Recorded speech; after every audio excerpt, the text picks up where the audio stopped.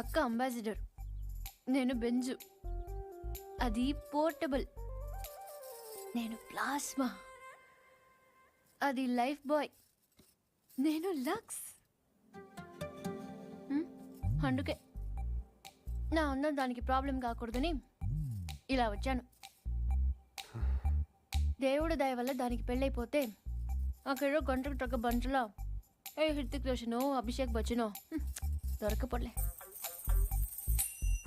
చూసావా, నువ్వు కూడా చూపు తిప్పుకోలేకపోతున్నావు.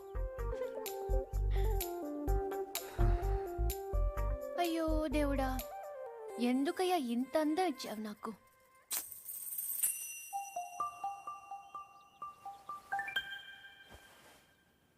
బాధపడకు పూరి. మీ అమ్మ వాళ్ళందరూ అనవసరంగా భయపడుతున్నారు, కానీ నువ్వు అంత అందంగా ఏం లేవు.